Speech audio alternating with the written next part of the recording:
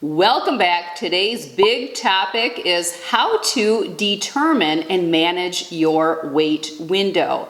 I get asked this question all the time. Also, how often should we weigh ourselves? While I cannot tell another person what is going to work for them as far as how often to weigh themselves, I can give you a couple things to consider. We will certainly get into that topic, but first let's talk about how to determine what is a healthy weight range for you.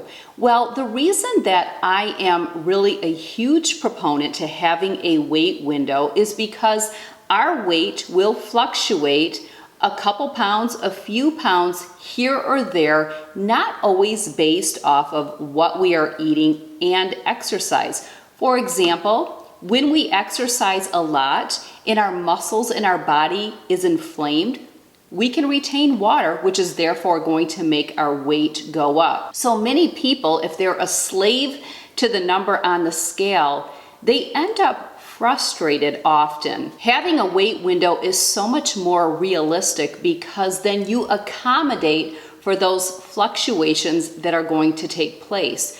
For example, I can eat completely clean and exercise all week, Monday through Friday, and my weight will go up and down a pound, sometimes two, maybe even three. And that's with eating the same thing every single day and doing about the same amount of duration every day in my workout. Now, I may mix up my workout routine, but that can really confuse you, and that is why having a weight window is generally going to serve us better. One of the other things is working to get to that weight window. And if you go back to my January 1st monthly motivation video, which will be linked down below, I talk about 2020, your goal is to get into your weight window, whatever that is for you. Can all of you do that? Yeah, you can. The choice is always yours to show up and be present and do what you need to do to get there. So yeah, everyone watching can get into their weight window.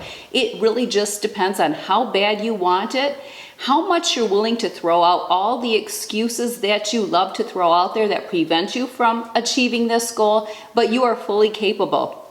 No one really can detract you or hold you back from achieving that goal if it's what you want. It just depends on how hard you want to put the work in, and if it's a priority, I know that you will get it done. That's really all that I can say about getting to your weight window, because obviously you have to show up when it comes to diet, and that's going to be your biggest factor, and you have to show up when it comes to exercise. There's no like pill or magic motivational speech anyone can give to you, because that is not going to sustain you, and no one is with you 24/7 but you. It just depends on how bad you want it and how determined you are to get it, which means that you are going to say no to things to say yes to getting into that weight window. So how do you get into your weight window? I just shared it with you. Moving on to how to determine what that weight window number should be. Well, again, it's going to be different for everyone. It's going to be specific to what serves you. The first thing to recognize is, are you being realistic about even where you want to be? So once you identify where you realistically want to be and can get to, then you factor in what type of spread am I going to have in my weight window. My weight window is a 5-pound swing. I am 5'6", and my window is 120 to 125 pounds. That is a great weight for me, and I'll tell you why. And this is going to help you kind of navigate and guide yourself to choosing how you determine what is going to be a great window for you. When I am below 120, my clothes do not fit me properly, so I'm almost getting too low. Now, I have been lower than that before. Well, obviously in high school, and I think on my wedding day I was 118. yeah, something like that. So I have been lower, but I've also had 5 children, so my body has changed, like the physique of it. That doesn't mean that my weight has to change just because I've had 5 children. Has nothing to do with it. Many people don't buy into that. That's just a limited belief that's probably limiting you from getting to your weight window. But that's a topic for another video for sure, is our limited beliefs and how it holds us back. But I have recognized that when I fall below 120, I'm just a little bit too lean and my clothes don't fit me properly. When I go above 125, although I can still wear my clothes, I'm still the same size, I just don't like how they fit. It also may kind of nudge me to pick something over something else just because of how it fits. So I like to stay in what I call the sweet spot, which is my 120 to 125. Because no matter what I wear, whether it's a dress, a skirt, jeans, trousers, shorts, whatever it may be, I still look good in everything, meaning I can work with my whole wardrobe. I don't have my fat day clothes, and I know you know what I'm talking about. Both men and women know what I'm talking about our fat clothes. When I'm between 120 and 125, I don't need to have my fat clothes and my lean clothes because everything fits me well. If I get up to 126, 127, I'm thinking about, what can I get away with that's still gonna look good on me at this weight? So that is how I determined what the best weight window for me would be. I also don't weigh a lot because I am at a lower number than many people. My window is not that wide of a spread. Now there's other women that I know that weigh similar to me and they only keep a 3-pound weight window. That may work for them. I can't say what is going to work for a person. So I would never tell someone, oh, you can't do that. If it's serving them, by all means, you know what I'm going to say. Always do what's serving you. The reason I like 5, I'm in perimenopause. I'm all over the place. Even if I'm eating clean and eating the same food and exercising the same, my body is all over the place. And I have found that even with the hormonal shifts that take place, I still generally can stay in that weight window. When I creep out of the weight window, it makes sense that I would. It's usually because I'm on vacation and I'm eating out and I'm eating different foods. I may be incorporating the alcohol. You better believe I'm incorporating the bread as I do. It would make sense then that I would hike up. The key with me, and for those of you that have followed me for a long time, you know though, as soon as I'm home from a vacation, I'm back on the plan and I get that weight off. Also, it's just not uncommon to hold some water weight. For me, even if I don't have the alcohol, anything standard American diet or any meal at a restaurant, it doesn't matter. Even if I go with my typical salmon and vegetables, even asparagus, my weight will be up the next day just from the spike of the sodium that my body is not used to. I know this about myself. I don't sweat it because I know what's causing that extra weight gain, even if I didn't really cheat. So it's really important to understand these things. Find what your sweet spot is. Figure out what type of spread you want. If you weigh a lot more, you may want an 8-pound window. If you're a man and you weigh over 200 pounds, you may want a 10-pound window. I can't answer that for you. That may seem high. I mean, for me, 10 pounds would be a lot. I could jump up to a whole new pant size, and that's another thing I want to hit on in a moment.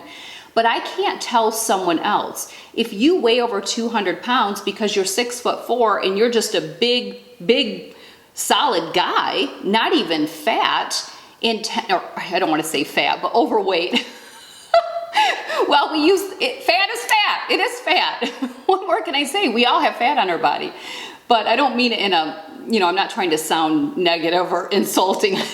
Where and why? You know me. We always have to have a little humor in my videos, or at least occasionally. It wouldn't be exciting without it. But maybe 10 pounds really doesn't make a huge difference for you, so that can be your weight window. I would say that I believe that women have a tendency to fluctuate more than men. And I believe it's just because our hormones are so much more erratic, inflamed, whatever you want to call it. You can tell I'm very perimenopausal. I have lots of terms. I can't share them all here about this journey that I've been on for far too long, far too long. Yeah, I think I'm having a hot flash right now. But anyway, so that's a number you have to choose, a swing that you have to decide on, but everyone needs to have a sweet spot. Now let's talk about the pant size a little bit too. So again, for me, having a larger size is not up for negotiation. It is just not. So I'm a size 2 or a 26 in jeans. I have been, I don't know, for a long time, since my pregnancy days. I had to work a little bit to get there, but I first of all, clothes is not a place I want to spend my money, and I just, in my mind, not everyone is going to agree, but it would be very irresponsible of me to have several different pants in different sizes, because I'm only giving myself permission to put weight on. Well, how is that going to serve me? It's not. So that option is not there. So my weight window, my sweet spot, keeps me in that pant size. I do know there are people that have their size 6s and their size 4s and their size 2s, or like my husband, he has 36s, he has 34s. He may have even thrown a 32 in there, wishful thinking. I have no idea. Sorry, honey, I didn't mean to throw you under the bus. Like, he can't hear me. But some people... I heard you. Some people do operate that way. And see, I live with one. Some of you may as well, and it could be yourself. But again, hey, if that's what you want to do. But for me, in my mind, I would see it irresponsible for me. Now, do I think it's irresponsible for my husband? I'm not in his box, right? I can't tell him if that's responsible or irresponsible. He has to figure that out for himself. I don't want to spend that kind of money. So that really helped me figure out my sweet spot or my weight window.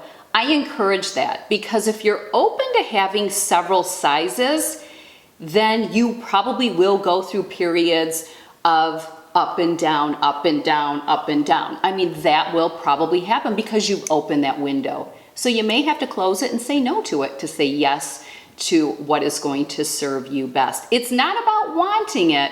It's about getting the job done. Okay, you all know that because you watch and follow me. So lastly, how often to weigh yourself? Well, no one can really tell you this either. It's what works for you. But if you have a weight window or a sweet spot, how do you know if you're staying in it?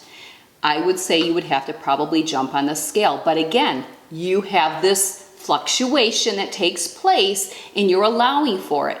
So that means if you are 125 one day, like how I am, or at your highest number, you don't let it affect you. I mean, we are moving all over the place. I'm not about ready to allow myself to walk around being penetrated and wounded and be a victim because I'm at 125 instead of 121, and I ate clean all week and I drank my water, got my sleep in, managed my stress, and did my exercise routine, and I went up. It's not fair. It always happens to me. I'm not going to show up in that because I understand how my body works and it's all over the place. So that's why I have the weight window. It also keeps my headspace in a good place. So I do, if I feel it, well, for me, I don't have to weigh myself often because I'm so acclimated to that window. I would know if I'm getting out of that window because I've been vacationing and eating out too much, or it's the holidays. That's really the only time that I really need to check myself. I was really crunching numbers hard in December, trying to keep at the low part of my window. So I weighed myself, I want to say 16 times that month. So it was a lot. But you know, since then, I haven't recorded my weight one time because I'm not really worried about tracking right now. So I hope this, just by my sharing, giving you some things to consider and think about, will help you figure out what you need to do to get to that weight window. And then once you are in that sweet spot, what you need to do to stay there and manage it, and how you figure out what that range of number is, and just some things to consider when it comes to your clothing. So there it is, how to get into your weight window and how to stay and manage it once you're there. Also, what would be healthy for you for weighing yourself. Don't be a slave to the scale. Don't be a slave to it. You shouldn't be a slave to anything. How would that serve you? It won't. Don't forget, some videos have recently come out on my YouTube channel. One being things that confident women do and things that confident women don't do. That video will be down in the drop down. I will also have it up here. Also, how to be a high caliber person and live an optimal life. How do you want to project and present yourself? That's a great video. That will be linked also. And some other great ones. Monthly motivations are always great if you want more of this. And monthly motivation for March 1st will be coming soon, which will have some things to do along with this topic as well. So thanks for joining me, and get on it, get in that weight window, and then stick with it. That's your sweet spot. All right, take care.